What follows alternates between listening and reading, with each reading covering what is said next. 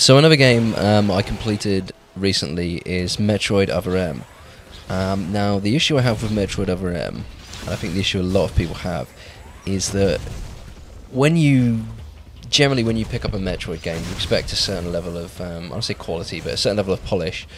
And although in Metroid Prime and I think Metroid, Super Metroid as well, there are sort of, with the speed runs, it's sort of like game-breaking things you can do to get the quickest possible speed run. But those things that were in there that obviously the programmers didn't notice that people later would learn to exploit, they kind of made a sort of a meta game because people were going out of their way to find these exploits to get the quickest possible completion time. The reason I say that is because the things that are wrong with Metroid Other M are all based on just not being polished. It seems like it could have been in development for a bit longer. I mean, there's some texture work that's a bit shoddy. The combat and the animation sometimes just seems a bit sketchy, and it's disappointing in that respect. But to be honest with you, it really did make a sort of an impression on me how sort of occasionally glitchy it can be and just unpolished it is. And the only other downside that I found was the fact that there's not much by way of soundtrack, and I love Metroid soundtracks in every single game. I think they're absolutely stunning, especially after Prime. The original Metroid Prime, honestly, the soundtrack for that game alone is just absolutely incredible. And Other M just doesn't offer that. It's got a couple, and I do mean like literally about two, remakes of some classic themes, but it's just not enough. It's just generally the game's just too quiet. And I appreciate you can build atmosphere through sound effects and what have you. But it's Metroid, you're on your own, you're isolated, you're in space, there's your atmosphere, and then you put the cool music on top of it. And it's just not present in Other M. Gameplay-wise, it's come under harsh criticism because it plays like Metroid Other M. It doesn't play like anything else. It's really bizarre. The sort of 2D control method in a 3D environment does take a little bit of getting used to, but you do get used to it, and there's little nuances that I think some people will like, other people won't. Like, you've got to do certain attacks that will cut away from the action and give you a sort of cinematic of Samus blowing something's head off or his face off. I'm not bothered about the storyline. I think it adds quite a lot to the Metroid mythology.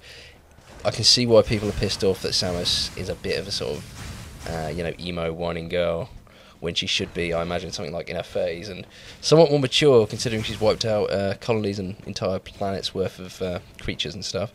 But the story for me is pretty decent if you can just stomach that. There's some real good references to the old games and everything you'd expect. Backtracking's there. You've got all the crazy sort of Metroid power-ups you've come to expect, like the screw attack. I can't remember the names of the other ones. The one where you run really fast and go through walls. Just everything's there. You've got your missiles, your super missiles, your bombs, your super bombs.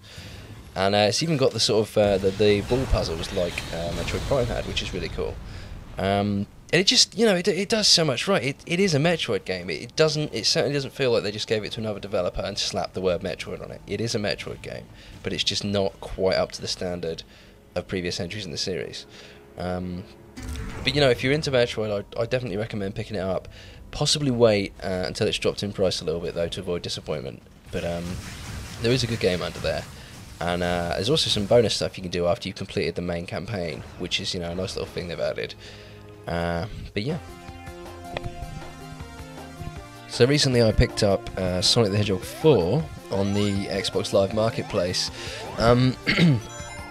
I've never really played through the Sonic games. I've always kind of, beaten Green Hill Zone or whatever the first zone was called in all the other games, and then just kind of switched off when it got a little bit harder. Shame on me for doing that.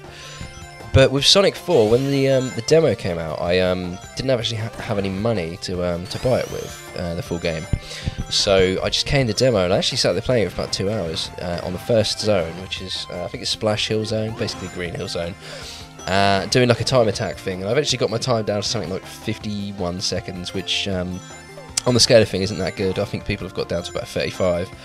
But it's just so much fun to speedrun, and once you realise that that's kind of the point in that game, and that's what they're aiming for, then it's really good.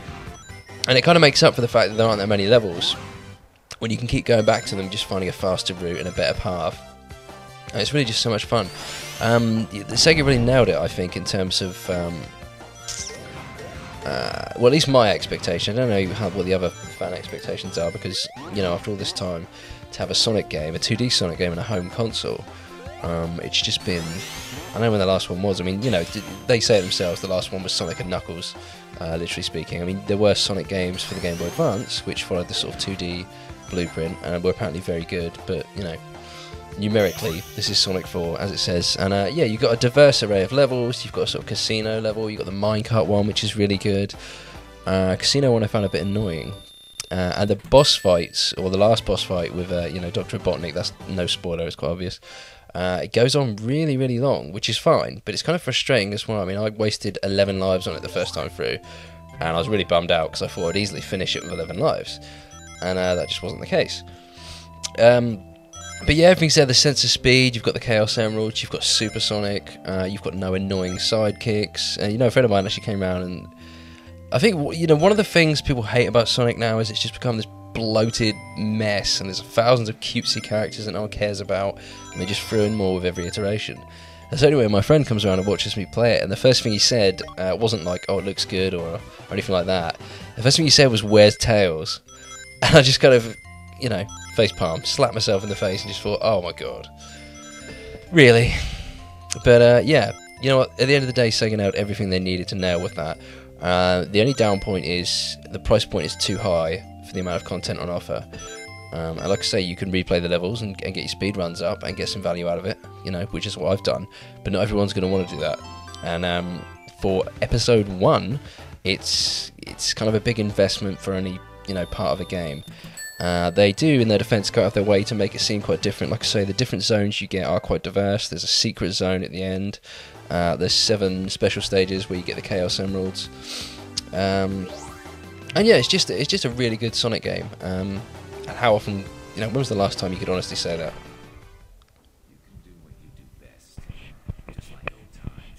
So I managed to start and finish Mass Effect 2, which, my opinion on it is, come see, come say, it's a bit 50-50. I mean, there's some amazing features in this game. The story is absolutely fantastic, and the way it branches out depending on what decisions you make, who you've killed, who you haven't killed, who you've recruited, whose loyalty you've earned. The way the story just comes together at the end is just incredible. I won't spoil anything. As incredible as it is, though, you see the sort of technical limitations of something like that, and it becomes quite sort of divisive. Notably, when the ending cutscene, as it were, plays, where you've got, we'll say, 50 different options for branching paths. It will load one, it will play it, it cuts to black, and then you can literally see the system loading up the next sort of segment of the branching story that you've chosen. So it makes it feel kind of disjointed.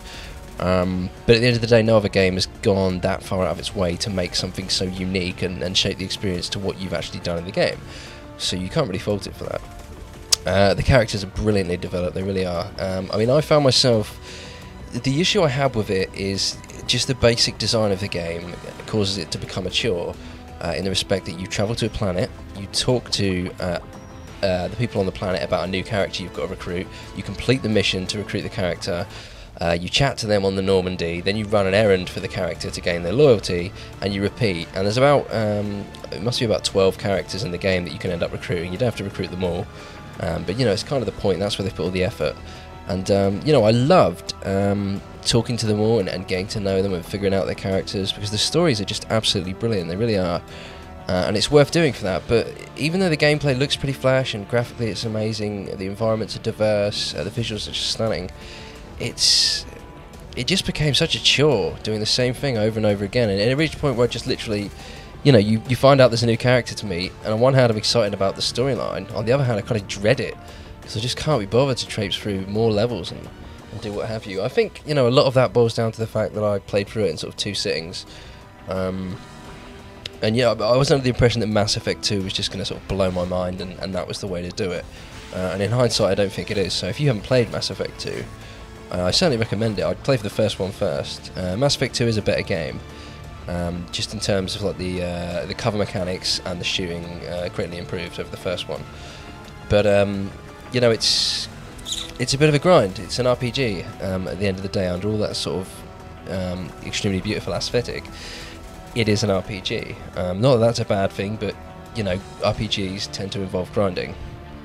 And that's about that. That's Mass Effect 2. So, you know, if I had to give it a number rating, I'd give it about an 8 out of 10. So, you know, for all the negativity I've sort of put across there, don't get me wrong, it really is a solid experience. And if you consider the fact that you can pick it up for dirt cheap now, it's well worth a go.